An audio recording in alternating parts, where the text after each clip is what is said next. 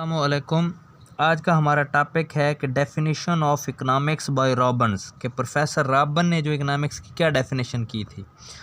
तो जो प्रोफेसर रॉबन थे वो ब्रिटिश इकोनॉमिस्ट थे और prominent member of the London school of economics, London school of economics के एक नुमाया मेंबर थे।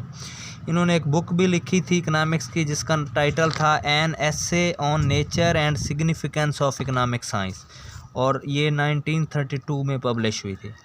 डेफिनेशन इन्होंने क्या की, बेस्ट डेफिनेशन की थी, और वो ये थी कि economics is a science which study human behaviour. कहते हैं इकनॉमिक्स एक ऐसा साइंस है, एक ऐसा नॉलेज है जिसमें ह्यूमन बिहेवियर को डिस्कस किया जाता है as a relationship between multiple wishes and limited resources which have the alternative uses.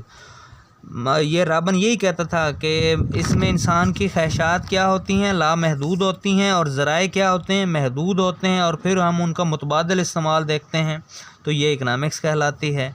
तो इसके चार अहम इंपॉर्टेंट पॉइंट्स थे डेफिनेशन के। नंबर 1 पे क्या था, अनलिमिटेड वांट्स। वो कहता था कि हर बंदे की वांट्स क्या होती हैं, अनलिमिटेड होती हैं।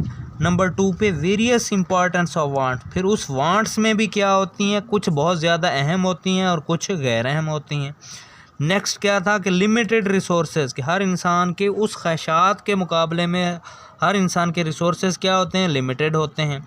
और फिर हम क्या करते हैं, वेरियस यूज़ ऑफ रिसोर्सेज, फिर उन रिसोर्सेज का क्या होता है, वेरियस यूज़ होता है, फिर हम उसमें से जो बेस्ट है वो सिलेक्ट करते हैं। तो ये है definition of economics by professor रॉबन।